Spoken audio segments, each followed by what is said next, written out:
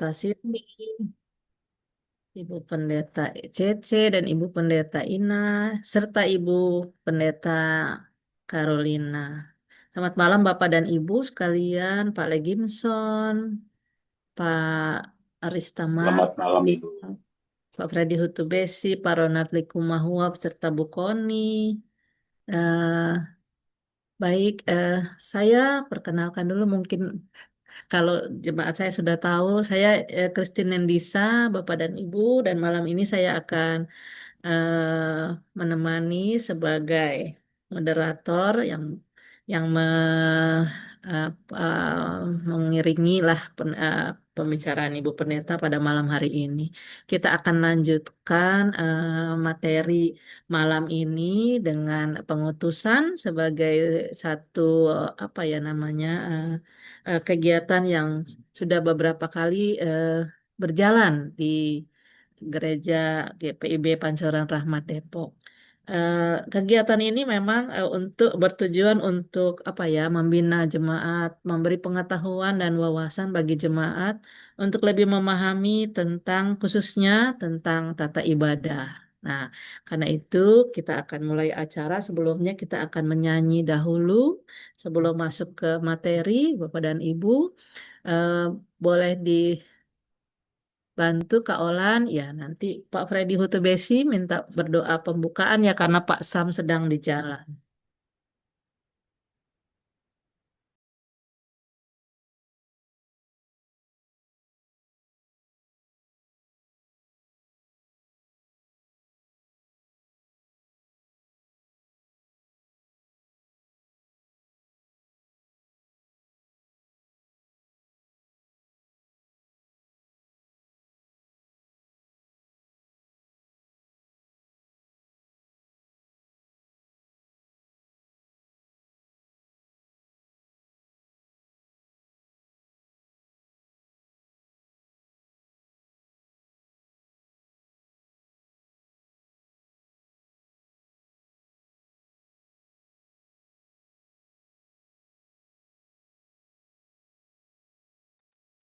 Baik, kita akan membukanya di dalam doa. Saya mohon Pak Freddy Hutubesi untuk membuka. Ya. Oke, ya Bapak Ibu, mari kita sama-sama berdoa sebelum kita masuk dalam bina iman di malam hari ini. Kita berdoa. Tuhan Allah Bapa kami yang bertata dalam kerajaan surga yang kudus. Puji syukur terima kasih karena penyertaan-Mu dalam kehidupan kami di hari ini. Terima kasih juga Tuhan, kami diberikan kesempatan lagi untuk bersama berkumpul dalam pembinaan iman jemaat di malam hari ini. Kami akan belajar lagi tentang tata ibadah. Tuhan Yesus kiranya memberkati acara ini biarlah berlangsung dengan baik dari awal hingga akhirnya Tuhan. Berkati Ibu Pendeta yang akan membawakan pembinaan dan juga kiranya Tuhan mengajari kami agar kami bisa mengerti apa yang diajarkan. Tuhan Yesus memberkati dan memberikan hikmat buat kami masing-masing Tuhan. Terima kasih Bapa. Inilah kami anak-anak-Mu. Tuhan Yesus memberkati dalam acara ini dari awal hingga akhirnya. Dalam nama Yesus kami berdoa. Amin. Baik, terima kasih Pak Freddy. Ya, Ya, oke. Ibu Bapak, terima kasih juga untuk kehadirannya. Ibu Pendeta, sekarang saya berikan Ibu Pendeta waktu untuk membagikan ilmunya untuk kami semua, Ibu. Silahkan. Ya, Bapak Ibu, kalau dalam ibadah, malam hari ini kita tiba di rumpun terakhir. Tapi sepertinya hari Selasa depan kita akan bahas bagian penutup dari sesi ibadah. Kita akan bicara soal pengetikan, tata cara pengetikan. Untuk itu, eh, malam hari ini kita lihat dulu bagian terakhir dari tata ibadah kita, yaitu rumpun pengutusan. Semoga malam hari ini tidak terlalu panjang karena bagian ini juga sebetulnya tidak banyak. Cuma saya berharap ada banyak diaken yang hadir supaya ini bisa jadi perhatian kita karena diaken atau penatua juga kadang-kadang ikut membaca warta jemaat. Pengutusan rumpun keempat. Dalam rumpun pengutusan ada warta jemaat, ada amanat pengutusan, ada berkat, dan ada setelah berkat. Nah, warta jemaat, kenapa warta jemaat ditaruh di pengutusan? Kenapa bukan di awal ibadah saja biar cepat selesai? Bukan, karena warta jemaat itu bagian dari amanat pengutusan. Dia bukan sekadar pengumuman. Nah, ketika jemaat diutus untuk kembali ke tempat masing-masing, warta jemaat ini berfungsi sebagai pengingat akan panggilan dan pengutusan yang akan dikerjakan oleh jemaat setelah ibadah dari gereja selesai. Nah, panggilan dan pengutusan itu bisa berupa kegiatan sepanjang minggu berjalan, minggu yang akan berjalan itu, atau beberapa waktu yang akan datang. Jadi ini alasannya Bapak Ibu, kenapa warta jemaat itu ditaruh di pengutusan. Tapi kadang-kadang ada acara-acara gereja yang menempatkan warta jemaat di awal. Tapi ini tidak rutin ya Bapak Ibu, ini mungkin kalau ada perayaan Paskah, perayaan Natal, perayaan yang lain yang situasinya berbeda, tidak rutin seperti ibadah minggu, ada yang taruh warta jemaatnya di awal. Nah, kalau warta jemaat di awal, dia fungsinya memang sebagai pengumuman, bukan sebagai amanat pengutusan. Jadi bedanya di situ.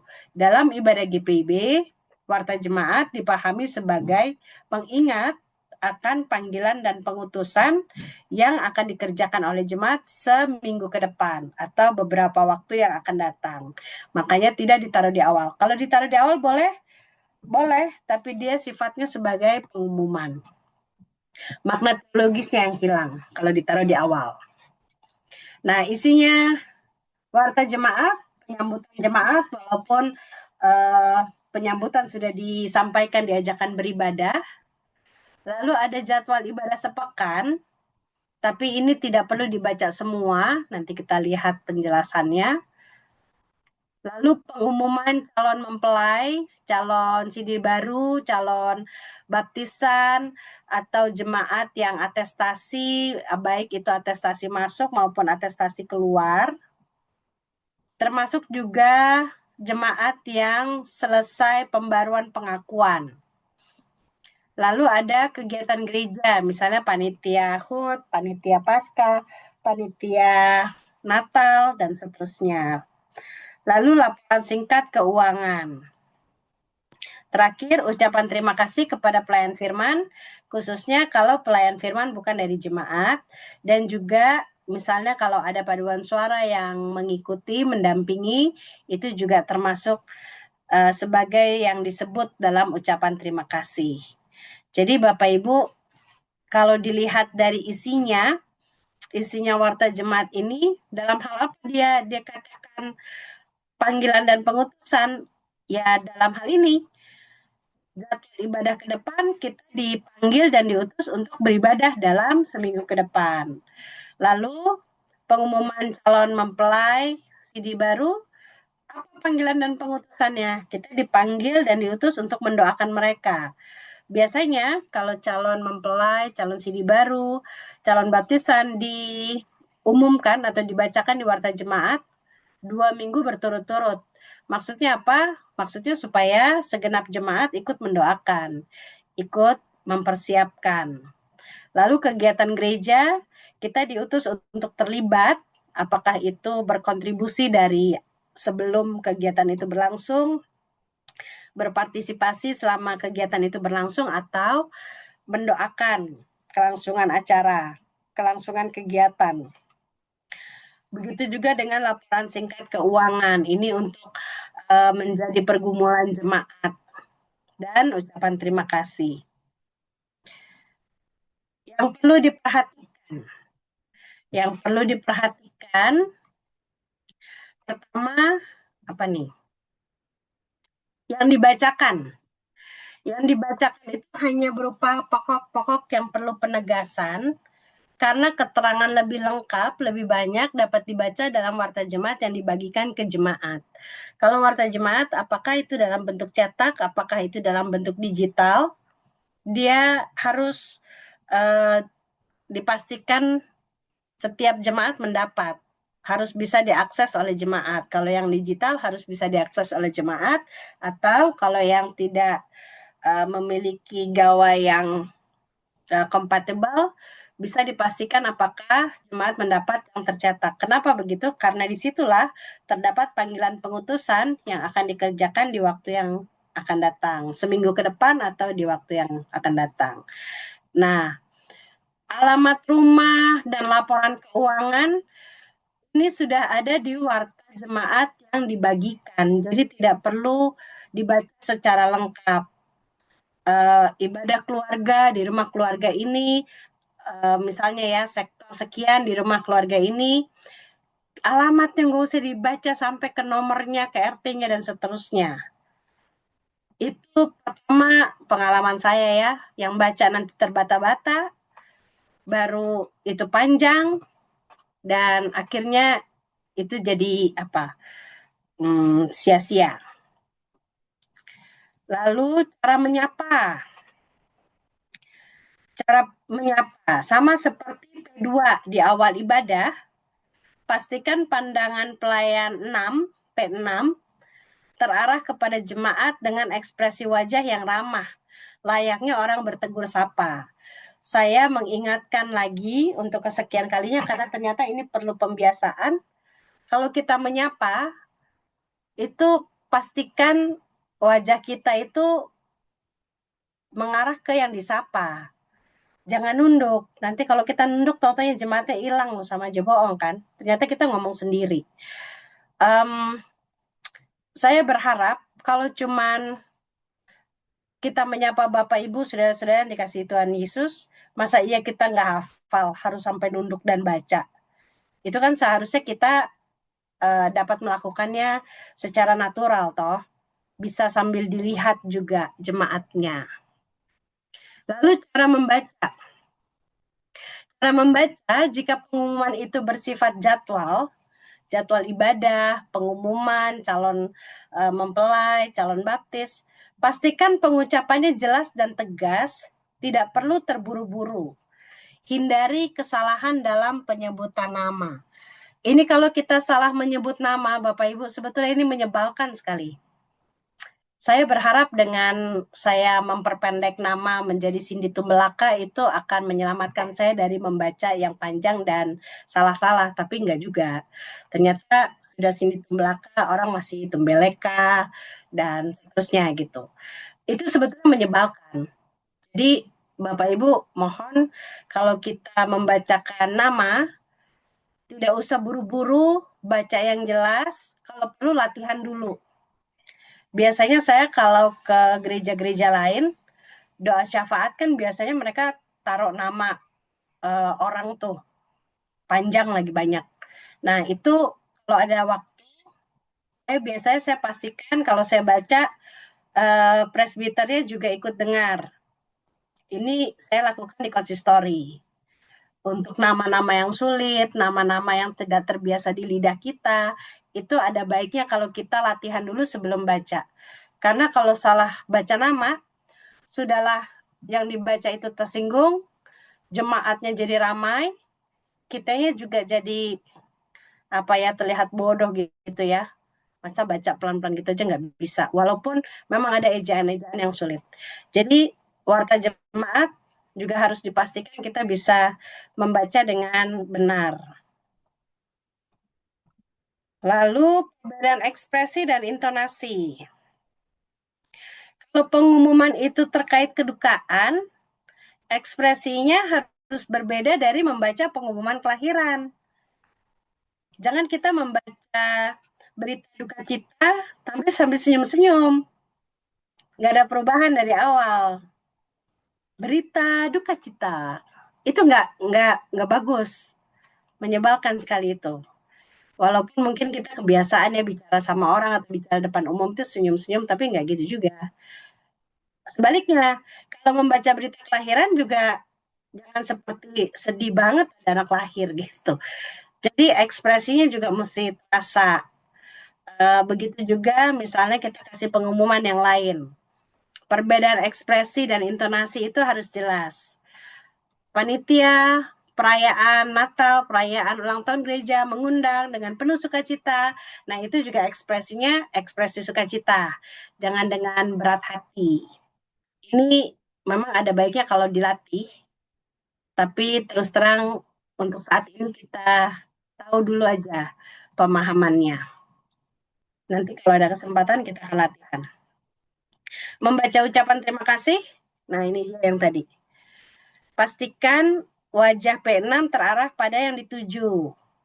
Kalau membacakan ucapan terima kasih kepada pelayan firman, bisa ambil waktu untuk nengok sedikit ke mimbar, atau kepada pihak yang disapa, misalnya paduan suara yang dibawa, termasuk ketika memperkenalkan calon mempelai. Biasanya kalau ada yang diperkenalkan, atau calon warga jemaat baru, P6 sebaiknya memberi kesempatan bagi yang disebut namanya untuk berdiri dan memperkenalkan diri walaupun tidak dengan ucapan ya, dengan gestur, tapi setidaknya diberi kesempatan.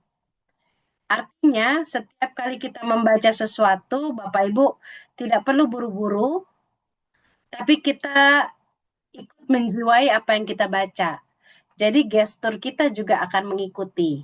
Kalau kita buru-buru dan grogi, kepala kita menunduk sepanjang pembacaan, itu membuat bagian membaca warta jemaat ini menjadi hal yang membosankan sekali. Sudahlah panjang, kadang-kadang ngomongnya blebeb-blebeb, akhirnya jemaat ribut, dan akhirnya suasana ibadahnya pun hilang. Nah, yang perlu diperhatikan juga, apa nih? Tidak perlu menarik perhatian jemaat dengan berseru shalom. Karena ibadah pun telah dimulai dari tadi. Jadi, bacalah sesuai dengan apa yang tertulis. Jadi nggak usah merasa harus membangunkan atau menarik perhatian jemaat dengan mengagetkan jemaat. Tidak perlu minta waktu dan perhatian. Kenapa Bapak Ibu? Karena warta jemaat adalah bagian dari ibadah. Bagian dari yang harus kita lewati. Bukan ini sisipan. Kalau kita membaca pengumuman, mungkin ada sopannya kalau kita mengatakan ini. Minta waktu, mohon perhatiannya, itu kalau kita baca pengumuman. Tapi kalau kita baca warta jemaat, kita tidak perlu minta waktu dan perhatian jemaat, karena warta jemaat adalah bagian dari ibadah. Nah, tidak perlu membuat lelucon yang tidak perlu. Cukup dengan bersikap ramah, layaknya mengajak orang lain untuk ikut berpartisipasi. Jadi, apa ya, mungkin kita ingin suasana mencair, tapi kalau di ibadah minggu, ibadah resmi, sepertinya tidak pada tempatnya. Cukup dengan gestur yang ramah, dengan intonasi dan ekspresi mengajak orang untuk ikut berpartisipasi. Nah, Bapak Ibu, memang kalau di ibadah keluarga atau ibadah unit-unit misioner, ibadah pelkat, suasananya lebih kekeluargaan memang. Tapi hal-hal ini juga perlu dipertimbangkan. Sama, tidak perlu menarik perhatian jemaat dengan berseru shalom, lalu menunggu jawaban jemaat yang latah juga akan menjawab shalom. Atau tidak perlu bilang, mohon hening sejenak, mohon dengarkan. Ini bagian dari ibadah. Jadi ini bukan pengumuman. Lalu kalau bercanda, mungkin suasananya memang lebih akrab dari ibadah minggu, tapi bagaimanapun warta jemaat ini bagian dari ibadah. Bukan hanya waktu kita menyampaikan itu masih ibadah, tapi warta jemaat itu sendiri adalah unsur dalam ibadah. Itu mengenai warta jemaat. Berikutnya kita masuk di amanat pengutusan. Amanat pengutusan, pengertiannya adalah penekanan dari khotbah hari itu. Sehingga kalau kita memilih amanat pengutusan tetap harus sejiwa dengan bacaan Alkitab dan tema hari itu. Jadi amanat pengutusannya itu nggak bisa lari sendiri, nggak bisa pilih yang lain, tapi tetap harus baca dulu. Bacaan Alkitab hari itu apa, tema hari itu apa, baru kita simpulkan arahnya ke situ. Nah, itulah yang menjadi amanat pengutusan. Intinya, jemaat diutus untuk melakukan firman Tuhan yang telah didengar dari khotbah tadi, dilakukan dalam kehidupan sehari-hari. Jadi intinya tidak perlu panjang, karena intinya apa yang kau dengar itu yang kau lakukan. Hanya itu saja. Makna teologis. Makna teologis yang mengutus jemaat itu Allah melalui pelayan firman. Sehingga amanat pengutusan sedapat mungkin diambil dari ayat Alkitab, bukan sekadar rumusan yang dibuat oleh penyusun tata ibadah. Boleh kalau ayat amanat pengutusannya berasal dari misalnya terinspirasi dari kata-kata motivasi kah, atau kita bikin sendiri boleh, tapi sebaiknya pada bagian akhir tetap harus ada ayat Alkitab, karena yang mengutus jemaat itu adalah Allah melalui pelayan firman, bukan pelayan firman secara pribadi. Lalu tradisinya, kenapa amanat pengutusan sebelum berkat? Kenapa nggak berkat dulu baru pengutusan? Nah, tradisi memberi berkat setelah diutus, itu kalau Bapak Ibu perhatikan diambil dari peristiwa kenaikan Tuhan Yesus ke surga. Lukas 24 ayat 47 sampai 51 itu menggambarkannya begini.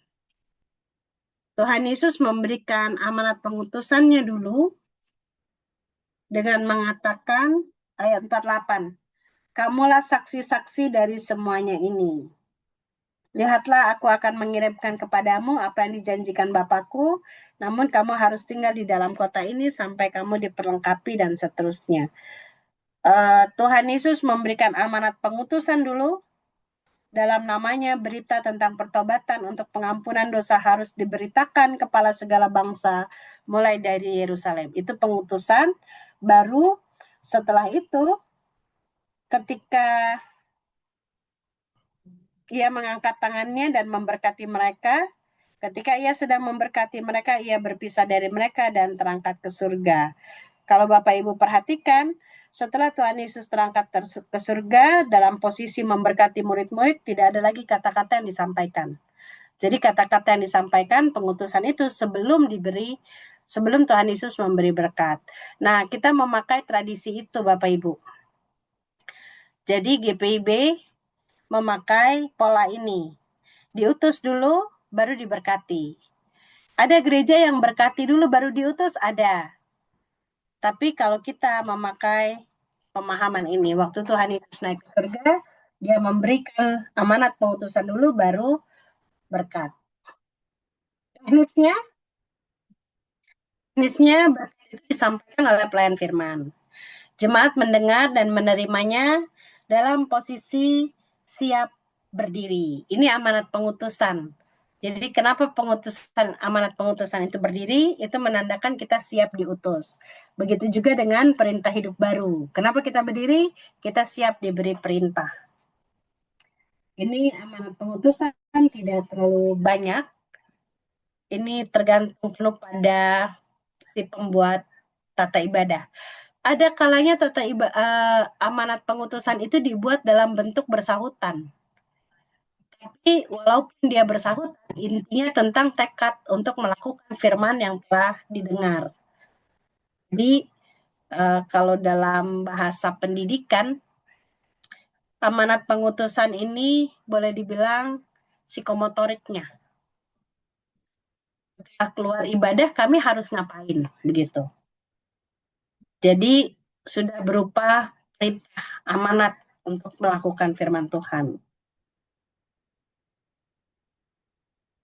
Berkat. Di Alkitab ada beberapa rumusan berkat yang dapat dipakai pada akhir ibadah. Bilangan 6, ini yang paling umum, berangkat dari ketika Tuhan berfirman kepada Musa, beginilah harus kamu memberkati orang Israel. Tuhan memberkati engkau dan melindungi engkau. Tuhan menyinari engkau dengan wajahnya dan memberi engkau kasih karunia. Tuhan menghadapkan wajahnya kepadamu dan memberi engkau damai sejahtera. Baru di bawahnya, ini nggak dibaca pada waktu berkat, ada keterangan gini. Demikianlah harus mereka meletakkan namaku atas orang Israel, maka aku akan memberkati mereka. Nah, ini rumusan berkat yang sangat umum dipakai. Mazmur 121 ayat 5 sampai 8. Tuhanlah penjagamu, Tuhanlah naunganmu di sebelah tangan kananmu. Matahari tidak menyakiti engkau pada waktu siang atau bulan pada waktu malam. Tuhan akan menjaga engkau terhadap segala bahaya. Ini salah. Ia akan menjaga nyawamu. Tuhan akan menjaga keluar masukmu dari sekarang sampai selama-lamanya. Ini juga umum dipakai sebagai rumusan berkat. Lalu ada Filipi 4. Damai sejahtera Allah yang melampaui segala akal akan memelihara hati dan pikiranmu dalam Kristus Yesus, dan salam rasuli. Salam rasuli ini sebagai contoh, Bapak Ibu, ada di Filipi pasal 1 ayat kasih karunia dan damai sejahtera dari Allah Bapa kita dan dari Tuhan Yesus menyertai kamu. Kasih karunia Tuhan Yesus Kristus menyertai rohmu. Kalau Bapak Ibu lihat, salam rasuli ini ada di awal surat-surat para rasul, suratnya Paulus, suratnya Petrus, ada nggak ya? Atau di bagian akhir. Kenapa salam ini bisa dipakai menjadi berkat? Karena dia ada muatan berkat. Ini yang saya sampaikan di rumpun pertama juga. Nah, saat penyampaiannya, bilangan 6 yang tadi itu disampaikan dalam ibadah raya jemaat. Jadi kalau yang bilangan 6 itu disampaikannya di ibadah pertemuan raya umat kalau zamannya perjanjian lama. Jadi itu berkat yang paling utuh. Mazmur 121, dia itu biasanya disampaikan ketika umat Israel tiba di tempat ibadah. Jadi itu boleh dibilang judulnya nyanyian ziarah. Jadi ketika bangsa Israel mau beribadah ke tempat yang ditentukan Tuhan, biasanya kalau udah sampai di tempat ibadah, imamnya akan menyampaikan ini. Kalau kita lihat Mazmur 121 itu, dia berakhir dengan kalimat Tuhan akan menjaga keluar masukmu dari sekarang sampai selama-lamanya. Menjaga keluar masuk itu artinya Tuhan akan mengawal mereka pada saat mereka keluar dari tempat ibadah dan mereka masuk lagi ke tempat ibadah. Jadi keluar masukmu ini nanti Bapak Ibu lihat juga di Ulangan 28 kalau nggak salah. Istilah keluar masuk itu maksudnya keluar masuk dari tempat ibadah. Pada waktu mereka keluar, nanti mereka datang lagi. Nah, dalam perjalanan itu dari keluar sampai masuk lagi, Tuhanlah yang mengawal perjalanan itu. Ulangan 28. Ulangan 28 ini biasanya disampaikan dalam rangka perkawinan bisa, rumah baru bisa, mengawali musim tanam bisa. Ini tentang berkat yang diberikan Tuhan kepada umatnya. Dengan catatan, kalau kita hidup berpegang pada perintahnya, kita setia kepada Tuhan, maka semua berkat ini akan menjadi bagian kita. Ayat 1 mengatakan, jika kamu sungguh-sungguh mendengarkan suara Tuhan, melakukan dengan setia segala perintahnya, maka berkat ini akan menjadi bagian kita. Nah, berkat ini, dia banyak bicara tentang kesuburan tanah, kesuburan kandungan, kesuburan ternak. Jadi, berkat Ulangan 28 ini bisa disampaikan ketika ada pengantin, baru masuk perkawinan, mau masuk rumah baru, masuk pekerjaan baru, dan seterusnya. Lalu Filipi 4 ayat 7, damai sejahtera Allah melampaui segala akal itu disampaikan dalam ibadah keluarga. Bisa di unit-unit misioner, bisa, tapi biasanya dia disampaikan di rumusan perjamuan kudus, Bapak Ibu. Di rumusan perjamuan kudus. Lalu salam rasuli Salam Rasuli ini disampaikan dalam ibadah keluarga atau di ibadah-ibadah pelkat. Kenapa begitu? Karena dia rumusannya lebih singkat dan salam ini juga tetap mengandung berkat. Jadi di ibadah-ibadah kecil, ibadah-ibadah singkat, biasanya pakai salam Rasuli ini sudah cukup mengandung berkat. Teknisnya disampaikan oleh pelayan firman dengan mengangkat kedua tangan. Jemaat menerimanya dalam posisi berdiri. Bapak Ibu, banyak sekarang nih yang tren, apakah kalau menerima berkat tangan kita itu harus menengadah? Tahu saya, yang saya mengikuti lokakarya demi lokakarya, tata ibadah GPIB, pembuatan tata ibadah dan seterusnya, tidak pernah dianjurkan gestur menadahkan tangan menerima berkat. Kenapa begitu? Pertama, GPIB itu tidak banyak tidak banyak menekankan gestur. Jadi gestur di GPIB itu berdiri, duduk, berlutut itu pada waktu peneguhan. Jadi apakah boleh menandatangan? Yang pasti itu tidak ada aturan bakunya. Biasanya yang menandatangan itu biasanya kita dapat kalau saya bilang itu hasil pergaulan bebas kita ke denominasi lain itu yang mengajarkan begitu. Jadi mau menandatangan boleh, enggak juga nggak apa-apa. Setelah berkat ini hampir sama dengan waktu awal ibadah.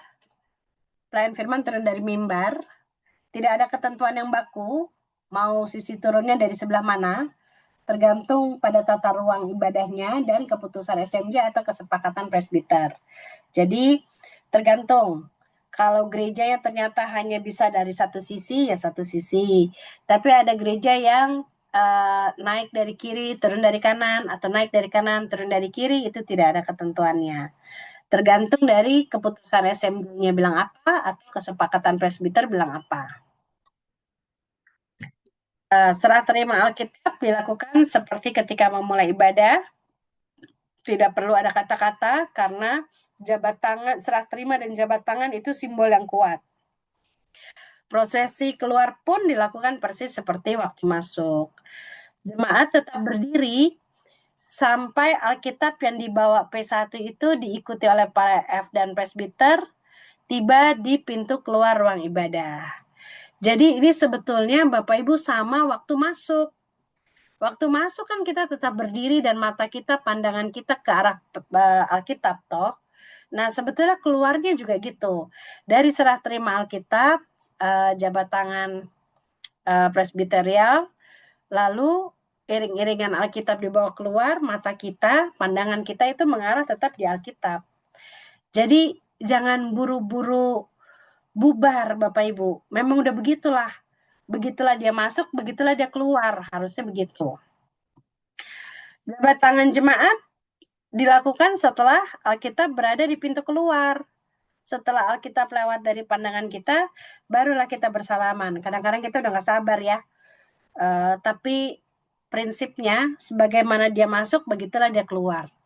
Kan waktu Tuhan Yesus naik, malaikat juga bilang gitu kan. Dia akan kembali seperti yang kamu melihat dia naik. Jadi Alkitab juga memakai pola yang sama. Ya benar. Begitulah dia masuk, begitulah dia keluar.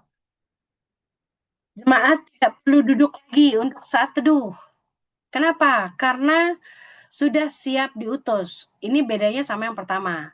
Kalau kita masuk dalam kondisi yang kita bersiap-siap untuk ibadah dengan meneduhkan diri, tapi kalau setelah selesai ibadah, kita sudah disuruh berdiri, menerima amanat pengutusan, menyatakan tekad siap diutus dengan menyanyi lagu pengutusan yang biasanya semangat, lalu kita terima berkat, tidak perlu duduk lagi untuk saat teduh, mata kita mengarah kepada Alkitab yang dibawa keluar, lalu setelah itu kita bisa mengucapkan selamat hari Minggu kepada jemaat di sekitar kita. Jadi setelah berkat, nggak perlu duduk lagi Bapak Ibu. Nah, ini terakhir.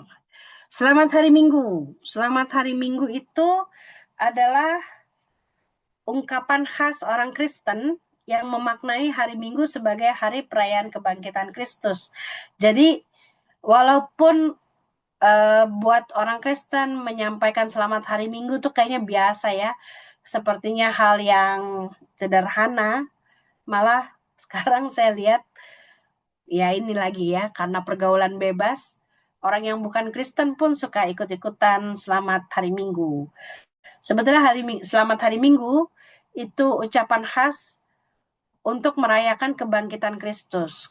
Karena ibadah hari Minggu sejatinya adalah perayaan kebangkitan Kristus yang dirayakan oleh murid-murid sampai sekarang oleh kita setiap hari Minggu, hari kebangkitan Tuhan. Jadi kalau kita mengucapkan selamat hari Minggu, ini bukan basa-basi, ini bukan buat lucu-lucuan, ini bukan buat sembarangan, tapi ini ada pesan perayaan tentang kebangkitan Kristus. Sampai di sini Bapak Ibu, rumpun yang lebih singkat dari yang lain, sepertinya ini paling singkat dari yang lain. Iya, saya kembalikan ke Ibu Christine. Ya. Baik, Ibu Pendeta, terima kasih materinya. Ya, kita kembali ya Bapak Ibu dicerahkan bahwa apa ada pengetahuan-pengetahuan baru yang mungkin kalau dibilang baru sekali tidak, tetapi ternyata ada sesuatu yang harus kita sempurnakan begitu. Nah, untuk lebih apa ya, lebih mendalami atau mungkin ada yang masih kurang jelas, saya persilahkan untuk Bapak dan Ibu untuk bertanya atau ingin menambahkan seperti ada Bapak Ibu Pendeta barangkali silahkan Bapak dan Ibu. Ingin bertanya langsung atau mengetik di chat juga dipersilahkan. Dah, Ah, Ibu Lia baru baru sampai rupanya. Ya, mari silakan Bapak dan Ibu. Ini adalah bagian terakhir dari tata ibadah. Nah, tadi Ibu Pendeta bilang bahwa akan ada bagian terakhir lagi gitu ya. Well, tentang pengetikan begitu ya Ibu Cindy ya. Ya, Nanti minggu depan. Ya, Ibu, Silakan. izin Ibu Pendeta, silakan Ibu. yang bisa. Ya, terima kasih, Ibu.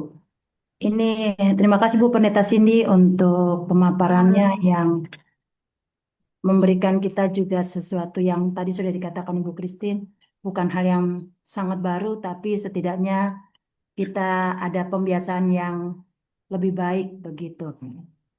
Saya yang pertama mengenai warta jemaat. Hal yang kerap kali mungkin tidak terlalu diperhatikan saat ucapan terima kasih.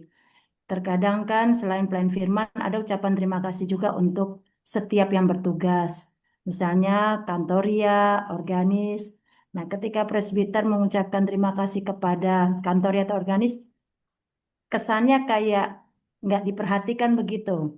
Alangkah baiknya kantoria dan organis ketika diucapkan terima kasih itu setidaknya ada respon yang baik begitu. Entah itu mau berdiri ke apalah pokoknya. Sehingga merasa bahwa pelayanan yang mereka berikan untuk Tuhan itu juga eh, diapresiasi. Walaupun yang mengapresiasi Tuhan, tapi setidaknya kan ucapan terima kasih itu juga bentuk respon yang lebih baik begitu. Seperti kalau kita bilang terima kasih ke orang kan, oh iya sama-sama. Walaupun menggunakan gestur juga nggak apa-apa. Salam namaste begitulah ya. Itu yang pertama. Alangkah baiknya sih ketika ucapan terima kasih juga organisnya atau tim musik ataupun kantor ya juga meresponnya kepada pelayan yang membacakan warta jemaat itu. Tuh. Lalu yang kedua, Bu Pendeta, mengenai formulasi berkat. Apakah di surat Petrus, 1 Petrus yang Allah melengkapi surat satu yang tentang gembalakanlah kawanan domba itu, 1 Petrus pasal 5 ayatnya yang ke-10. Apakah itu juga bisa menjadi formulasi berkatkah? Sama itu dulu sama Roma 15 ya. Ya, Roma 15 ayatnya yang ke-8 kalau tidak salah ya. Tunggu.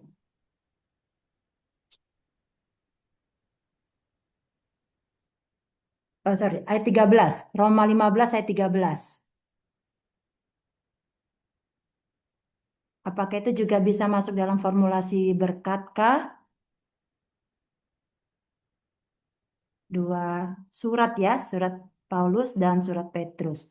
Itu saja Bu Pendeta, terima kasih.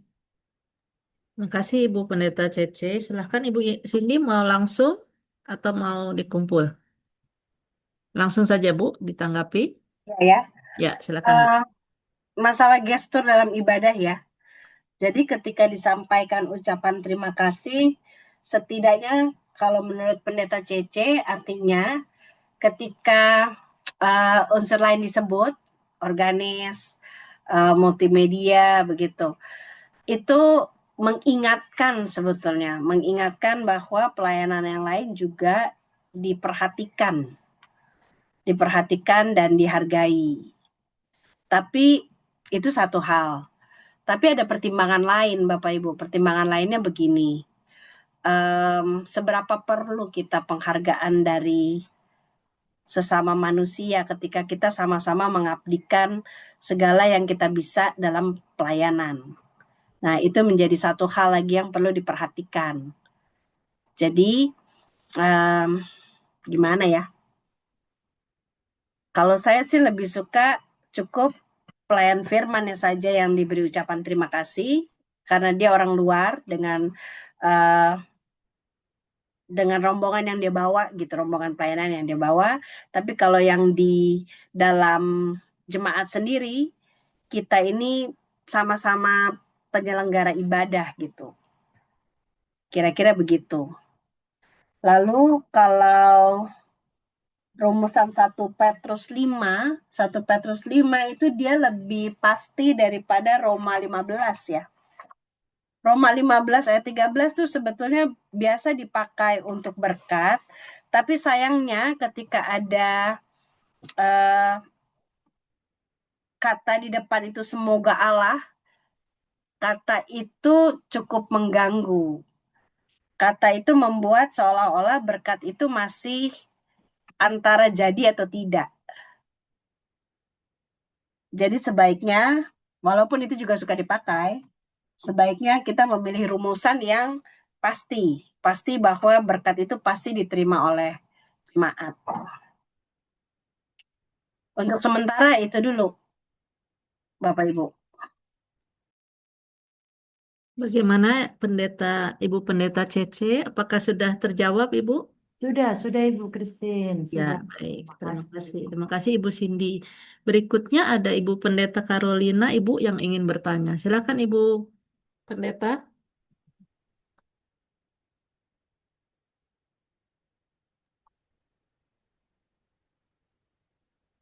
Nah, Ibu Karolin kemana? Ibu Pendeta Karolin. Halo Ibu. Oh, lagi pergi. Ya, sambil kita menunggu beliau, mungkin ada Bapak Ibu yang lain yang ingin bertanya sebelum Ibu Carolina kembali ke depan laptopnya. Ada ya Bapak dan Ibu? Pendeta Ina mau menambahkan? Ah, itu. Ibu Carolin, sudah silakan Oh, Ibu. Pendeta Karolin dulu ya. Ya, Silakan Ibu berarti. Carolin, ini sudah ada nih, tadi sudah buka. Silakan Ibu Pendeta Carolin. Halo Ibu. Oh, ditutup lagi. Nah, udah. Udah, Silakan Ibu, silakan. oke. Baik, terima kasih Ibu Christine, selamat malam. Ibu Pendeta Cindy, selamat malam semuanya. Ada beberapa saja. Pertama, apabila warta jemaat adalah bagian dari ibadah, ya kan, dia masuk di dalam ibadah yang nggak bisa diabaikan begitu ya. Kira-kira warta jemaat ini harus memakai waktu berapa lama? Karena kadang-kala kalau warta jemaatnya panjang, dia jauh lebih panjang nanti dari khotbah. Itu. Bisa terjadi begitu ya. Itu yang pertama. Ya, yang pertama. Jadi kira-kira idealnya itu warta jemaat berapa lama? Di samping poin-poin yang ini dan itunya begitu. Yang kedua, aku mau bertanya juga begini, apakah rumusan berkat yang diucapkan, yang diambil dari perikop-perikop Alkitab itu baku? Karena begini, di dalam ibadah-ibadah keluarga, rumah tangga, seringkali aku mendengar begini di dalam rumusan berkat. Damai sejahtera yang ini melampaui gini, ya memberkati disebut nama keluarga yang ketempatan. Apa itu perlu disebut atau tidak begitu? Apakah rumusannya rumusan yang sudah kita baca aja dari Alkitab, jadi jangan ditambah lagi si A, si B, si C-nya gitu loh. Itu yang kedua. Yang ketiga, aku nggak tahu apakah poin paduan suara ini sudah pernah diangkat begitu. Paduan suara. Kalaupun dia sudah paduan suara. Ya, Yang bagian, aku nggak ketemu nih, atau memang waktu itu aku nggak ikut ya. Apakah memang belum, Bu. belum ya? Belum. Belum Kita ya? nanti akan ada materi soal multi gereja. Tapi nggak apa-apa. Silakan sampaikan, Bu. Ya. Apakah paduan suara sesudah menyanyikan pujiannya atau menyampaikan pujiannya itu boleh tepuk tangan atau enggak? Ini karena rancu gitu loh. Ada pendeta A bilang, oh nggak boleh, ini pujian buat Tuhan. Tapi ada yang bilang ini ekspresi dari saya senang banget dengernya gitu loh. Jadi spontanitas gitu loh. Saya tepuk tangan bukan dalam arti kata mengagungkan si yang nyanyi, tapi ini rasa aduh enak banget begitu. Saya ekspresi saya begitu. Itu dulu Bu Pendeta, 3 itu dulu. Terima kasih.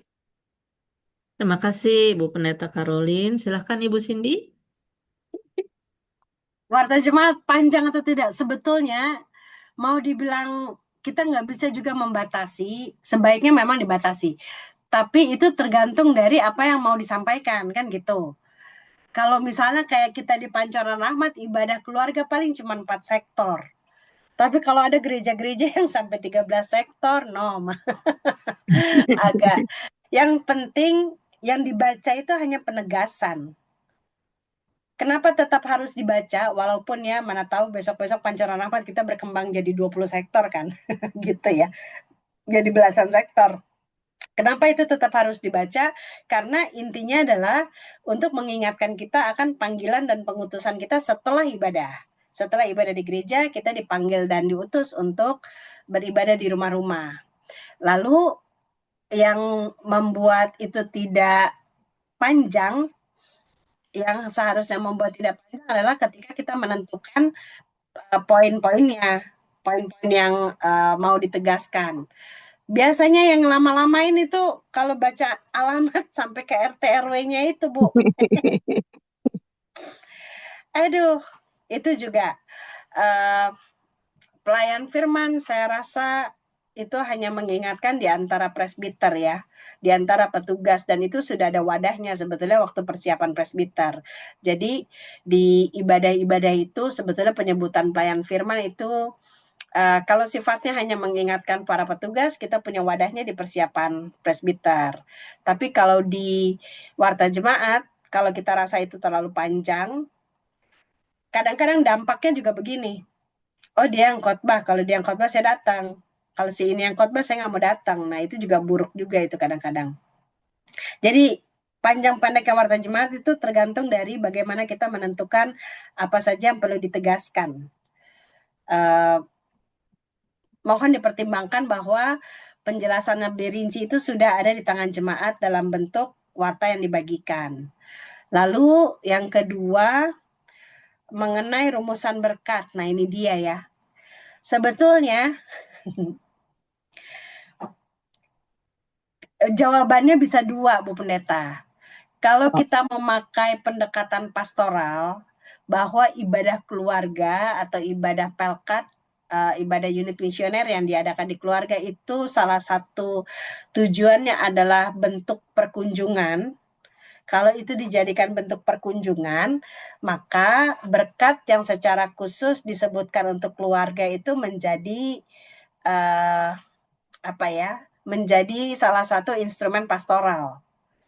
Jadi memberkati rumah keluarga ini dan seterusnya.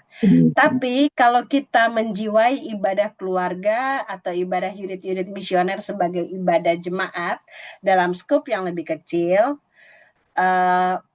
sepertinya tidak perlu ada pengkhususan. Tidak perlu ada pengkhususan karena toh keluarga yang berketempatan itu bagian dari jemaat.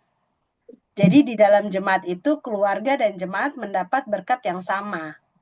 Lalu keistimewaan tuan rumah apa? Keistimewaannya di doa syafaat. Sebetulnya begitu. Kalau Oke. misalnya ya, ada pergumulan khusus yang mereka butuh rumah mereka diberkati secara khusus, itu bisa jadi ibadah khusus, ibadah keluarga tok gitu, dengan muatan pastoral yang lebih dominan. Tapi kalau ibadah itu sudah menyangkut jemaat, sebaiknya porsi untuk tuan rumah itu ada di doa syafaat. Kita doakan yang tuan rumah dengan segala pergumulan dan harapannya, tapi di bagian berkat, supaya berkat yang sama juga berlaku kepada keluarga yang datang. Kan ibadah keluarga itu kita gambarannya adalah kita mengundangnya keluarga-keluarga yang datang. Nah, mereka juga mau diberkati dong, bukan cuma hanya memberkati Ya, rumah yang berketempatan. iya, oke. Jadi saya lihatnya itu, kalau mau pastoralnya yang dimunculkan, permintaan khusus bisa. Tapi kalau ibadah rutin, sebaiknya berkat itu berlaku sama buat semua keluarga yang hadir. Lalu paduan suara. Paduan suara sampai detik sekarang, Bapak Ibu ya, mohon maaf, tidak pernah ada GPIB mengeluarkan izin untuk memberi tepuk tangan. Sampai sekarang nih, sampai detik sekarang saya bicara nih, tidak ada pernah diizinkan dalam tata ibadah. Karena begini, paduan suara itu adalah bagian dari ibadah. Dia sebetulnya bukan pertunjukan tersendiri. Dia bagian dari ibadah. Itulah kenapa tahun berapa itu ya, 2010 kah? Paduan suara itu diberdayakan menjadi kantoria. Jadi supaya paduan suara itu tidak menempati panggung tersendiri, kasar kata begitu, tapi dia bagian dari ibadah. Lagunya juga harus disesuaikan. Jadi untuk itu sepertinya paduan suara tidak perlu mendapat penghargaan yang khusus. Itu yang pertama. Sampai sekarang tuh kita pemahamannya masih begitu. Tapi aduh, dengan berat hati, Ibu Pendeta yang saya rasa yang kita lama, saya malu ngomongnya juga sih, kita yang lama bergumul dengan tata ibadah, kita tahu ada masa ketika salah satu dari ketua sinode kita membuka ruang itu. Jadi waktu itu Pak Ketua Sinode ini, dia pulang dari studi di Amerika, dia bawa cerita bahwa di Amerika itu orang lebih spontan untuk menghargai kontribusi setiap orang dalam ibadah, jadi boleh tepuk tangan. Jadi sejak itulah tepuk tangan itu mulai muncul di GPIB. Itu sekitar tahun, Pendeta In pasti tahu ya, maksudnya siapa ya? Tahu. Ya, Itu oke, sekitar tahun lanjut. 2000 ya. Itu Ya, sekitar tahun 2000 ya. Nah, ya. sekarang untuk melarangnya itu udah susah, Bapak Ibu. Udah susah karena tepuk tangan setelah ada pertunjukan paduan suara itu sudah menjadi satu hal yang spontan. Tapi kalau saya mengatakannya gini, dampak psikologisnya juga lumayan mengganggu. Jadi kalau kita spontan, ibaratnya kalau ada nyanyian yang bagus, kita spontan tepuk tangan. Lalu kalau berikutnya yang nyanyi nggak seberapa bagus, Bapak Ibu, itu terasa sekali. Itu terasa sekali. Gimana ya ngomongnya ya? Waktu apalagi yang bagus tuh duluan. Aduh, kasihan benar. Yang bagus sebelum khotbah nyanyi, ditepukin. Begitu yang setelah khotbah nyanyi biasa aja, jangankan orang setengah lah yang nempukin, enggak juga gitu kan. Bayangkan nggak? Jadi perasaan siang nyanyi ini nggak mungkin kita nggak mikir, kok kita nggak ditepukin ya? Apa kita nyanyi nggak bagus ya? Nggak kayak yang tadi ya gitu. Itu dampak psikologisnya juga merusak. Akhirnya ya Bapak Ibu mungkin kita nggak mau ngaku ya, malu juga kita ngaku. Akhirnya kan kita juga mengukur pelayanan kita dari situ toh, dari respon orang. Ditepukin nggak? Ditepukin nggak? Enggak gitu. Ya sudahlah, namanya juga ibadah gitu ngomongnya. Tapi giliran ditepukin mukanya lain gitu. Jadi dampak dampak psikologisnya itu yang sebetulnya tidak baik. Lalu apa namanya? Itu dia. Jadi kita membuka ruang bagi ibadah itu menjadi panggung gitu. Itulah salah satunya itu. Sebetulnya itu ya saya sampai detik sekarang ini belum pernah melihat GPB membolehkan tepuk tangan di ibadah, memberi apresiasi bagi paduan suara ataupun pertunjukan apapun di ibadah dengan tepuk tangan. Kalau tepuk tangan sebagai alat musik ada Bapak Ibu, ada. Tepuk tangan sebagai alat musik bantu untuk ketukan itu ada. Haleluya Papua itu sebetulnya dia lebih mantap kalau pakai tepukan tanpa iringan organ. Tapi ya kira-kira gitu untuk sementara pendetain. Ya, terima kasih Ibu Cindy. Ya, Terima apa kasih Bu namanya? Pendeta. Ya, Ya, barangkali Ibu Pendetain atau Ibu Pendeta Cece ada yang ingin ditambahkan pendetain. Nah, tentang pertanyaan Bu Pendetain. Silahkan Bu Pendeta berbagi pengalaman di gereja ibu-ibu. pendeta Eh, ini lumayan kritis Nah, juga. ini silakan Ibu Pendeta Cece. Iya, eh, untuk yang paduan suara ataupun vokal grup begitu ya, yang tadi sampaikan Bu Pendeta Karolin tuh ya. Pernah sekali ketika aturan itu sudah diberlakukan, saya juga sempat kaget bahwa mungkin belum terbiasa atau jemaat belum diberikan pemahaman bahwa hampir semua tepuk tangan begitu dalam ibadah. Saya sih karena waktu itu hanya sebagai tamu, jadi tidak untuk mau menyampaikan yang bagaimana.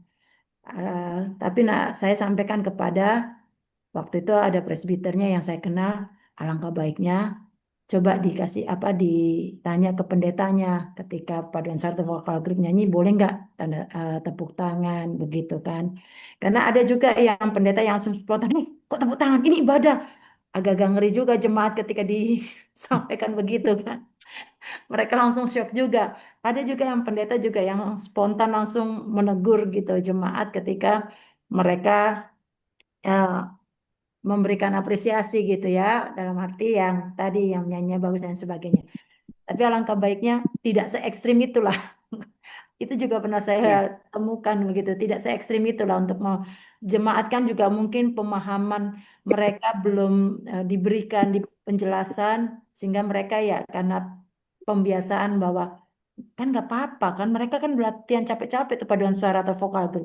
Emang salah ya kita tepuk tangan memberikan apresiasi buat mereka. Nah, artinya setidaknya para pendeta juga tidak menegur secara ekstrim untuk jemaat yang mungkin kurang pemahaman seperti itu. Itu saja sih Ibu Christine. Ibu ya, betul. Ya, ya. baik Ibu Pendeta Cece. Ina, Ibu Pendeta Ina mau menambahkan juga? Iya, terima kasih Bu Silakan. Kristina. Eh, maaf ya nggak buka ini tidak on cam. Kalau soal tepuk tangan, memang saya sampai hari ini juga seperti Pendeta Cindy bilang, sepakat bahwa pernah ada bahan soal tepuk tangan setelah vokal grup atau paduan suara, begitu ya. Eh, berusaha pegang itu terus begitu. Tapi masalahnya dalam pengalaman pelayanan yang ya nggak seberapa lah gitu ya. Melihat justru, ini mohon maaf ya, saya melihat justru eh, kelihatannya jemaat kecil itu lebih taat pada aturan dibanding jemaat-jemaat yang besar gitu. Saya sebelum di Banten ini sebut merek jadi ya. Ya, Ya, pokoknya di jemaat besar yang mupel aja lah, setelah mupelnya lah. mupel mupelnya pendeta sih, mupelnya Panrah lah. Apa tepuk tangan gitu dan eh, cukup kaget juga sih waktu baru-baru masuk. Oh, tepuk tangan ya. Kok saya sih yakin bahwa KMJ pendeta-pendeta pasti sudah menginfokan ini begitu ya, bahwa aturan GPIB, keputusan GPIB adalah tidak membolehkan tepuk tangan setelah sebuah kesaksian pujian disampaikan gitu. Tapi itu tetap terjadi. Berarti saya pikir mungkin ini eh, ya tadi yang Pendeta Cindy bilang ya, dampak dari dibukanya, dilonggarkan itu sehingga jemaat akhirnya bertepuk. Jadi saya pikir ini pergumulan jemaat yang harus selalu diingatkan gitu ya. Tapi itu tadi yang saya lihat eh, fenomenanya adalah justru jemaat-jemaat kecil itu kayaknya lebih taat tuh soal tidak bertepuk tangan dibanding jemaat-jemaat besar begitu. Nah, itu eh, soal tepuk tangan. Lalu mungkin soal berkat Bu Pendeta Cindy sekalian ya Bu Kristina ya. Ya, Ya, Eh, Ibu, silakan. soal berkat saya pernah baca atau pernah dengar ya, saya lupa. Tentang berkat imam di bilangan 6. Ada yang mengatakan kalau berkat imam itu karena dia berkat imam, maka hanya boleh diucapkan dalam ibadah raya, tapi ketika ibadah hari Minggu berarti kan ya, hanya kalau pelayan firmannya adalah pendeta. Tapi kalau misalnya dia penatua, maka bukan berkat imam itu yang dipakai untuk sebagai rumusan berkat. Itu kira-kira bagaimana, Bu Pendeta Cindy? Makasih, Bu Kristina. Ya, Iya. baik Ibu. Silakan Ibu Cindy tentang iya, ya, berkat ya. ya, berkat ya. Itu pembicaraan itu saya ingat di ini, Pendeta Ina. Waktu kita ikut rantap di Ah, Marbella iya, iya. Bandung. Iya, iya. Ya, itu percakapan waktu penyusunan rantap itu memang belum putus, tapi ada pemikiran itu yang mengatakan karena ini berkat yang apa ya, pokoknya dia berkat yang paling utuh lah Ya. gitu. Kalau saya sih setuju saja kalau itu diberlakukan dengan pemahaman itu memang itu benar-benar berkat yang disampaikan oleh imamnya waktu itu Imam Harun lagi nggak tanggung-tanggung kepada jemaat, kepada umat Israel. Kalau sekarang sepertinya kalau mau diberlakukan bisa, tapi putus bakus tuh. Tetap mencantum itu tanpa cara siapa yang menyampaikannya gitu. Tapi kalau mau diberlakukan dan dengan pemahaman itu saya sebetulnya mendukung. Cuman kita nggak ada dokumennya, Bu Pendeta, yang mengatakan begitu, yang membakukan itu, Tapi artinya gitu. secara intern boleh-boleh aja lah ya. Secara intern bagusnya begitu memang, Oke. gitu. Terima kasih. Terus tadi apa ya? Apalagi tadi ya? Oh ini di chat ya, Bu Christine. Ya, ini setelah pendapat dari Ibu-Ibu Pendeta, saya akan kembali ke pertanyaan yang ada di dalam chat. Ada dua pertanyaan, ada dua orang yang akan bertanya. Eh, yang pertama dulu mungkin yang akan saya bacakan itu dari Pak Freddy Hutubesi, di akun Freddy Hutubesi itu menanyakan tentang warta jemaat dengan bentuk video, Ibu Pendeta. Bagaimana? Apakah itu oke? Apakah itu tidak dianggap sebagai berarti majelisnya kurang komunikasi dengan jemaat? Silakan Ibu Pendeta menang. Ini pengaruh dari perkembangan zaman yang tidak bisa kita apa ya, yang tidak bisa kita hindari. Tapi sebaiknya pertama gini, kenapa dia sekarang maunya dalam bentuk video? Harapannya dalam bentuk video itu tidak semembosankan kalau warta jemaat itu dibaca. Jadi Bapak Ibu mohon maaf, memang akhirnya metode ini ditempuh karena memang karena kami ini pendeta-pendeta suka dari jemaat satu ke jemaat lain begitu ya. Kita tuh sering terjebak dengan pembacaan warta yang membosankan memang. Jadi ketika ada metode ini disajikan dalam bentuk video, harapannya dia lebih menarik. Walaupun pada akhirnya benar kata Pak Freddy, akhirnya majelisnya kurang komunikatif dengan jemaat. Jadi kalau menurut saya yang ditampilkan di video itu berupa pengumuman, tapi kalau sapaan itu tetap P6-nya yang menyapa. Lalu ucapan terima kasih sebaiknya juga tidak melalui video. Saya ada gereja yang ucapan terima kasihnya itu di video. Jadi kan biasanya kami pelayan firman kalau disampaikan ucapan terima kasih kami merespon toh. Tapi begitu saya lihat ucapan terima kasihnya di video, ya udah biarin aja. Gitu. Jadi ada poin-poin yang bisa disampaikan lewat video yang sifatnya informasi, tapi tetap harus ada bagian yang dikomunikasikan dengan jemaat. Gitu. Ini tantangan buat kita sebetulnya. Ya, sudah Ibu Pendeta itu? Udah itu dulu. Ya. Ya, terima kasih untuk pertanyaan pertama di chat. Yang kedua ini dari Ibu Lia. Mohon maaf, Ibu Lia datang dari Pancoran Rahmat atau di luar Pancoran Rahmat?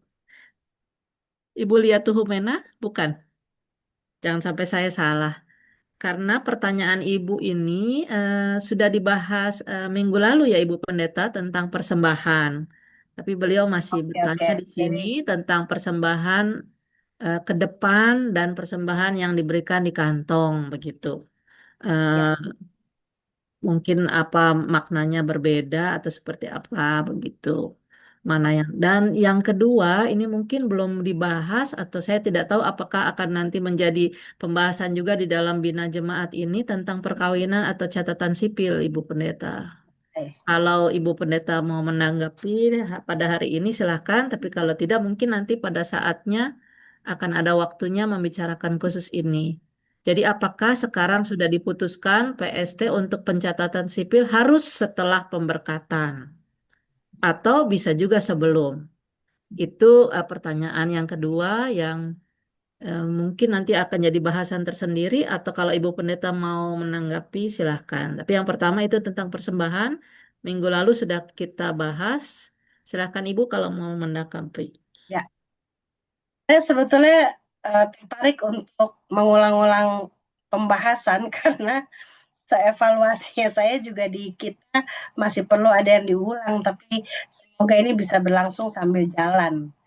Nah, ini ya yang soal persembahan. Saya mengingatkan, memberi, mengumpulkan. Nah, ini yang materi minggu lalu, cara memberi persembahan itu ada, sekarang tuh ada kantong diedarkan, itu yang namanya kolektor, to collect, untuk mengumpulkan. Ada yang jemaat memberi persembahan, ini yang namanya to offer, offering, bahasa Inggrisnya offering. Kalau sekarang ada juga persembahan digital. Jadi ketiga-tiganya ini ada dalam Alkitab, Bapak Ibu. Jadi apakah persembahan itu dikumpulkan? Itu ada dalam Alkitab. Apakah jemaat memberi persembahan? Itu juga ada dalam Alkitab. Jadi kita bisa memakai kedua model ini. Tinggal gerejanya masing-masing jemaat memikirkan teknisnya pasti dan cara pengelolaannya. Tapi yang pasti ketiga cara ini ya persembahan digital tentu nggak ada ya di Alkitab ya maksudnya karena belum ada digital pada waktu itu. Tapi setidaknya dan offering, collect and offer itu sama-sama ada. Ketika jemaat di Alkitab itu mau membangun kemah suci atau tempat pertemuan buat ibadah, mereka mengumpulkan barang-barang berharga untuk dijadikan bahan baku pembuatan kemah suci. Begitu juga dengan memberi persembahan. Memberi persembahan itu mereka membawa persembahan mereka dalam bentuk hasil bumi atau dalam bentuk hewan. Jadi dua-duanya ini ada. Dua-duanya bisa dipakai. Lalu tinggal bagaimana gereja mengatur teknisnya dan pengelolaannya. Lalu yang kedua tentang perkawinan dan catatan sipil. Sebetulnya ini bukan masalah diputuskan di PST, Bapak Ibu. Pemahamannya begini, gereja itu hanya memberkati, tapi tidak mensahkan perkawinan. Gereja memberkati dan meneguhkan janji kawin, memberkati perkawinan, tapi tidak mensahkan.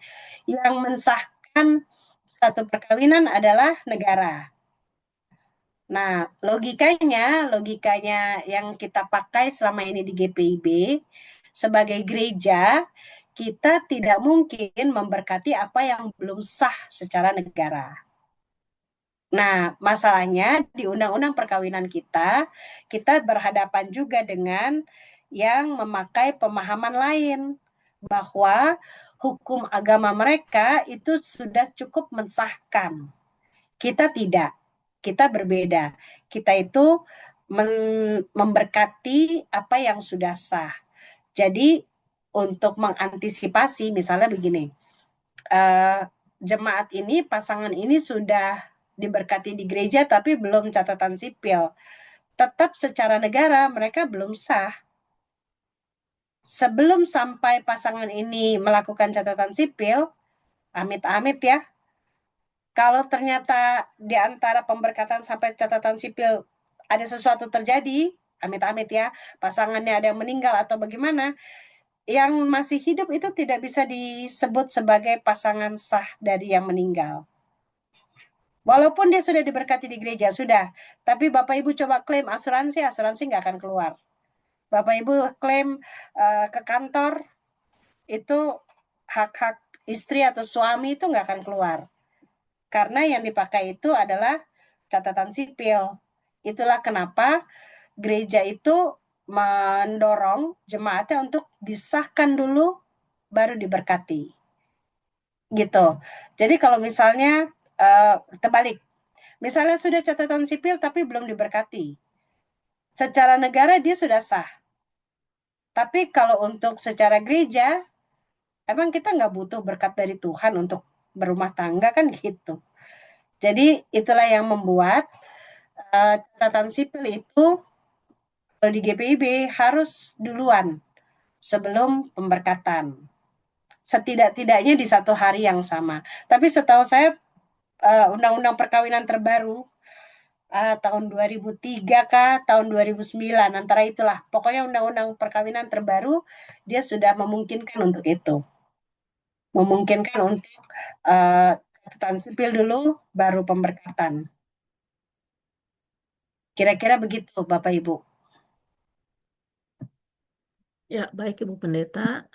Semoga Ibu Lia sudah terjawab ya Ibu. Ibu Lia ini dari Philadelphia, Bu Cindy. Oh iya, nama Lia banyak ya. Makasih Bu Pendeta, Ibu Iya. Christine. Ya, Jelas. Ibu sama-sama. Sama-sama. Ya. Masih adakah Bapak dan Ibu yang ingin bertanya? Iya, Ibu Lia baru buka kamera.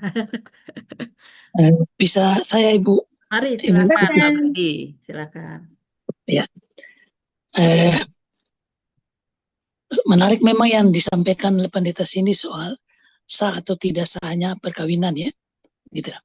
Yang setahunya saya mengurus perkawinan ini saya sudah sering kali ngurus ya untuk ini. Kalau undang-undang perkawinan nomor 10 tahun 2000 yang baru itu disampaikan bahwa perkawinan itu dinyatakan sah apabila telah dilakukan gitu. Itu bunyinya seperti itu gitu. Dilakukan lalu pemberkatan dan dicatat di catatan sipil gitu. Itu bunyinya seperti itu gitu. Artinya bahwa pemberkatan harus mendahului pencatatan. Oleh karena itu banyak kalau kita ada umpamanya petugasnya yang agak ekstrim, dia nggak mau. Kalau belum ada pemberkatan, dia juga nggak mau gitu loh. Jadi kalau umpamanya kita gereja mau paksakan, umpamanya katakan seperti yang Ibu Pendeta sini, saya pikir juga agak riskan juga. Karena kenapa? Perkawinan itu sah kalau memang dicatat jangan sipil. Gitu. Gitu. Sedangkan yang di gereja itu kan hanya pemberkatan saja. Secara hukum dia tidak terikat gitu loh. Itu juga kita harus pahami juga gitu. Bahwa ada legal formal yang harus didahulukan gitu. Itu yang pertama dari saya Ibu Pendeta. Yang kedua, soal tepuk tangan.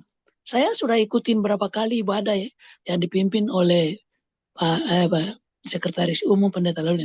Ketika orang bertepuk tangan, pendeta itu langsung bilang, oh jemaat yang hadir di sini masih ada dari Pentakosta, GBI dan sebagainya. Artinya bahwa apa? Tepuk tangan itu tidak boleh. Dan harus ada ketegasan gitu loh. Jadi kita tidak itu mendua gitu loh. Oh, ini boleh, tidak boleh, ini boleh. Karena akhirnya jadi perdebatan yang nggak jelas gitu. Oleh karena itu menurut hemat saya kita harus tegas mana gitu loh. Kalau A ya A, kalau B ya B, gitu aja selesai sehingga ibadah tertib juga gitu. Ya gitu dari saya, terima kasih. Iya. Terima kasih Pak Freddy. Bu Cindy mau menanggapi karena nanti kita keluar nih dari bahasan kita tentang warta jemaat, waktu apa pengutusan akhir. Silakan Ibu kalau Kalau tegas ya kita tegas. Saya nggak akan pernah tepuk tangan, mau paduan suara bagus kayak apa, tapi paduan suara tahu bahwa saya menghargai mereka dari gestur, dari ekspresi begitu. Kalau kami sudah menunjukkan ketegasan itu, Pak. Tapi bagus yang diingatkan oleh Pendeta Cece. Tidak bijak juga kita memakai mimbar untuk marah-marah orang toh. Jadi ya mungkin karena kurang pembinaan, kurang pemahaman. Nah, itu baru berproses. Karena pergaulan bebas. Pergaulan bebas dengan karismatik dengan ya itu.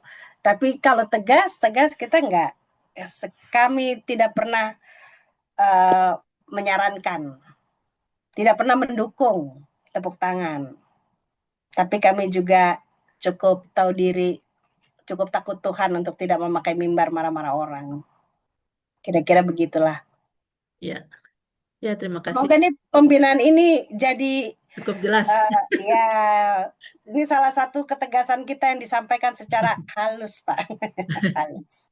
Ya, berarti saya berpikir begini, Bu Pendeta, saya mohon maaf Bapak Ibu, saya masuk sekalian saja. Memang ya mungkin presbiter juga ya harus menyampaikan pada saat ibadah-ibadah keluarga mungkin ya Ibu Pendeta, sehingga nanti tidak terjadi lagi gitu. Kalau memang GPIB tidak ada aturan itu, ya sudah tidak usah bertepuk tangan begitu. Jadi mungkin perlu disampaikan setiap kali ibadah di sektor atau pelkat begitu untuk mengingatkan oleh-oleh dari pertemuan malam ini. Ya begitu. Ya. Ya baik, kita kembali ke laptop nih tentang Pengutusan Ya masih ada lagi yang ingin maaf bertanya berkat. Bapak dan Ibu? Yang di dalamnya ada warta, ada berkat. Mungkin kita bisa fokus ke situ. Amanat pengutusan dan setelah berkat. Ya, Bapak Ibu silakan.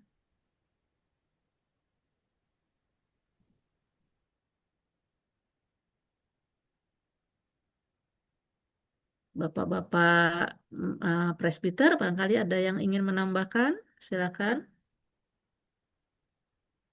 P6 itu boleh diaken, boleh penatua ya. Nah, itu.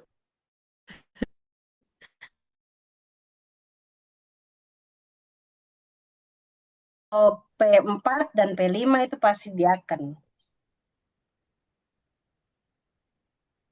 Situasional Ibu juga, Bu. Pendeta? Kalau pas Enggak. Itu memang tugas dia. Dia tugas kita ya P3 dan P6, P4 dan P5 kan itu memang tugasnya kalau dari Kisah Para Rasul itu mengumpulkan persembahan jemaat, menumpangkan tangan di atas persembahan jemaat, lalu menghitung dan mengatur persembahan-persembahan jemaat, lalu dibagikan ke orang-orang yang membutuhkan. Itu memang tugasnya diaken. Jadi P4 dan P5 itu diaken. Nanti P3 dan P6 itu baru penatua boleh, diaken boleh. Gitu. Ya, Ibu-ibu pendeta ada lagi yang mau disampaikan? ya Ibu Pendeta Cece silahkan. Bu Pendeta, sini ini hanya masalah teknis saja. Itu kan habis baca warta. Artinya presbiter yang baca warta itu apakah tetap ada di mimbar kah? Atau dia kembali di tempat kah? Artinya itu supaya jangan sampai presbiter yang bertugas dia bingung. Atau tetap di mimbar kecil. Atau karena ini berkat pelayan firman jadi saya harus kembali kah? Ada beberapa gereja kan ada yang dia diam di tempat. Ada yang dia kembali ke tempat. Nah setidaknya ada penjelasan begitu. Terima kasih. Ini dia yang saya lupa taruh di materi ya. Jadi gini Bapak Ibu, cara berpikirnya, waktu saya ulang dari awal ibadah rumpun pertama, rumpun menghadap Tuhan. Rumpun menghadap Tuhan, penatua, P2 itu baru duduk setelah perintah hidup baru. Kenapa dia baru duduk di perintah hidup baru? Karena tanggung jawab penatua itu menilik jemaat. Ukuran dia menilik jemaat dari mana? Dari apa yang dibacakan di perintah hidup baru. Jadi perintah hidup baru itu berisi apa saja yang harus dilakukan jemaat sebagai orang yang sudah hidup dalam pengampunan.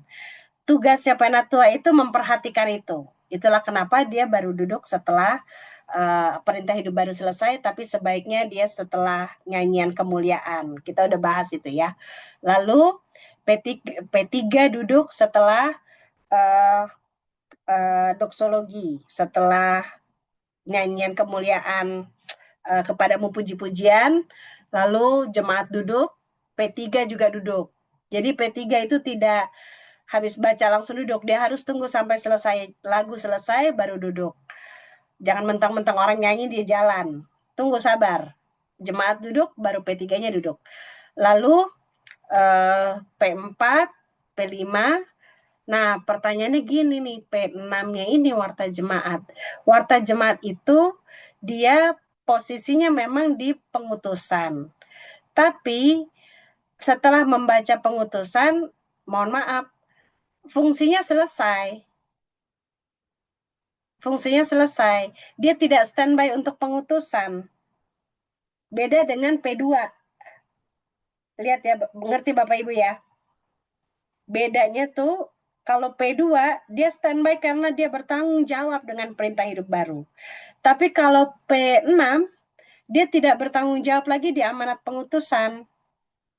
Karena itu setelah pembacaan warta baru amanat pengutusan. Nah, amanat pengutusan itu dia satu paket dengan berkat.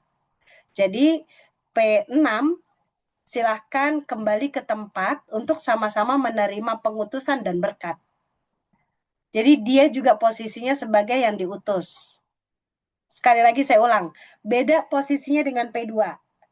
P2 dia tetap di depan sebagai simbol bahwa dia bertanggung jawab dan dia yang mengawasi kehidupan jemaat apakah sudah sesuai dengan perintah hidup baru yang disampaikan.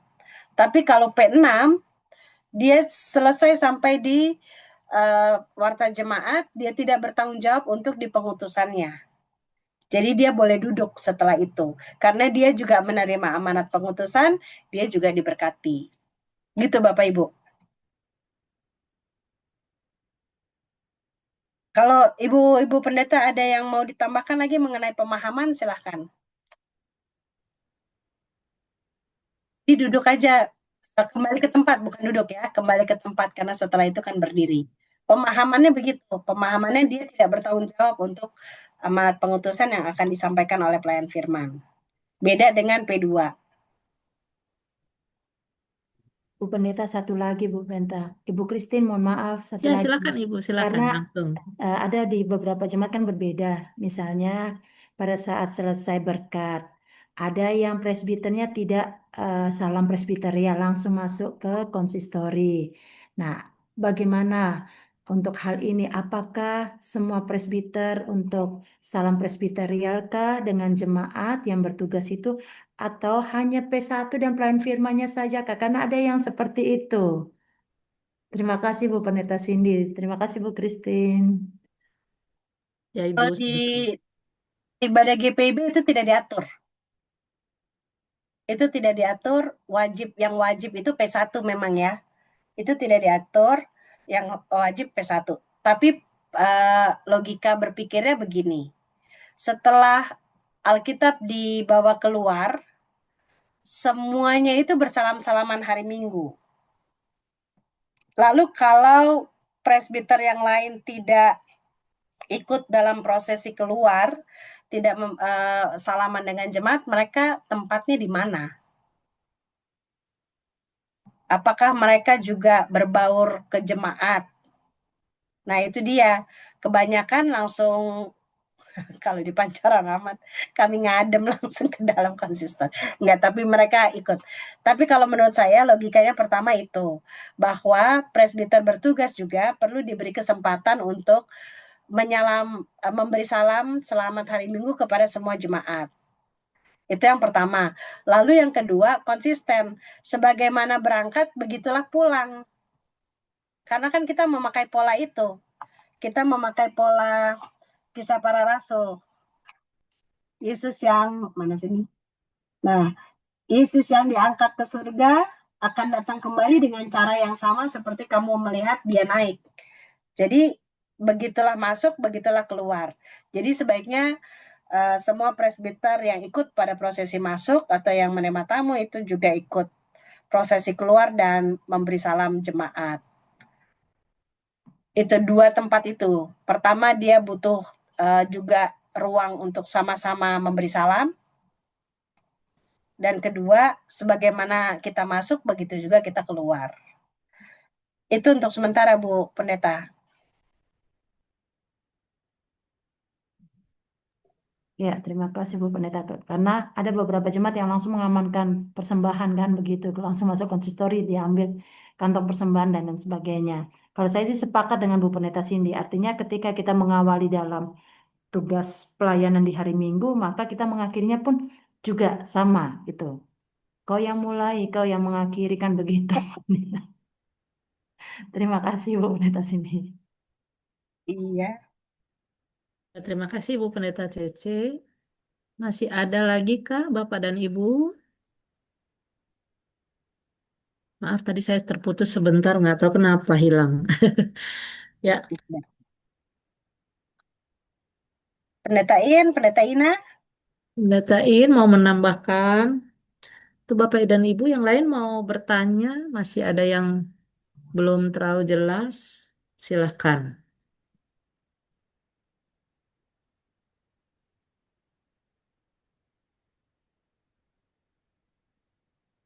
tadi yang disampaikan Pendeta Cece menarik juga ya. Ada yang segera masuk ke konsistori dengan alasan mengamankan kantong persembahan gitu. Memang sekriminal apa rupanya gereja. Sampai kantong persembahan tuh nggak bisa ditinggal. Mengerikan sekali juga gerejanya itu. Nanti sampai di konsistori ujung-ujungnya hilang juga ya gara-gara yang bawa itu juga ternyata enggak lah. Ya, sepertinya tidak ada lagi Ibu Pendeta. Ya, Baik. udah cukup, udah jam 9 kurang memang. Baik Bapak Ibu, jika tidak ada lagi yang bertanya dan mungkin sudah cukup pertemuan kita hari ini. Sebelum kita berpisah, kita akan menyanyi satu lagu dan akan dibarengi dengan persembahan syukur yang akan ditampilkan melalui QRIS. Silahkan Kak Olan.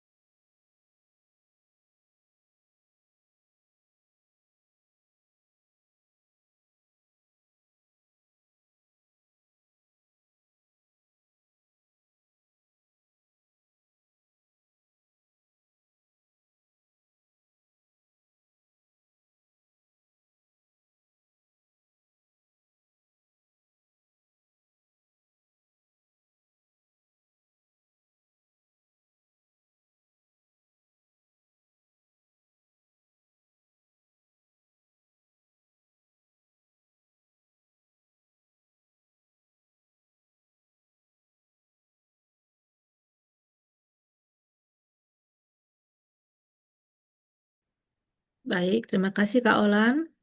Sebagai doa penutup, saya mohon kesediaan Pak Huta Barat, Pak Penatua Legimson Huta Barat. Silakan Pak. Tadi si Pak Legimson ada. Sepertinya tidak ada, Ibu. Oh, sudah ya. Kalau begitu Penatua Pak Wemi Patinasarani. Silakan Pak. Halo Kak Wemi. Nah, Baik, ya. Terima kasih Bu Christine. Buka kamera juga ya? Iya, Bapak Ibu. supaya semuanya tahu. Ya, saya pakai HP. Iya, mari kita berdoa. Bapa di surga, kami mengucapkan terima kasih karena di malam hari ini kami boleh menerima berkat Tuhan lewat pembinaan ibadah yang disampaikan oleh Pendeta Cindy dan juga diskusi yang boleh memperkaya pemahaman kami tentang peribadahan, terutama bagian pengutusan dan berkat. Dan kiranya ini melengkapi pemahaman kami semua dalam persekutuan, dalam bergereja, supaya kami mengerti dan juga ada keteraturan yang bisa kami jalani dengan baik dalam peribadahan sampai dengan rumpun pengutusan dan berkat. Terima kasih Bapak. Berkatilah Ibu Pendeta Cindy dalam pelayanan dan keluarga dan juga semua yang boleh dilakukan untuk gerejamu ya Tuhan.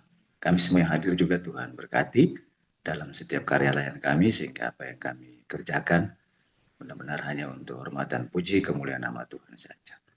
Terima kasih ya Bapak untuk pertemuan pimpinan di malam hari ini dan semua persembahan yang sudah kami bawa juga. Tuhan berkati untuk menjadi berkat bagi pelayanan dalam rumahmu, dalam gerejamu. Dalam nama Tuhan Yesus Kristus, Tuhan dan Kepala Gereja kami sudah berdoa, memohon dan mengucap syukur. Amin. Terima kasih. Terima kasih Pak Wemi. Terima kasih Pak Wemi. Ibu Terima Bapak, kasih. Ibu Lia, jangan Ibu meninggalkan Rosali, ruangan dulu Ibu. Bu Pendeta sini, terima foto dulu kasih ya, foto. untuk materinya. Bapak dan Ibu tahan sebentar, boleh buka kamera, kita akan mengabadikan melalui foto. Saya kurang tahu siapa, Kak Janet atau Pak Freddy. Boleh, Bu, boleh, Bu. Desi? Ya, oke. Oke. Mari Ibu Bapak dibuka kameranya. Ya, Ya. Betain. Ibu Ayo, Bapak Ibu, Pendeta dibuka Karolin. kameranya. 1, 2. Ada Opa Eli. Wah, halo Bu Pendeta Ina. Bu. 1, 2, 3. Lagi. Kita coba sebentar.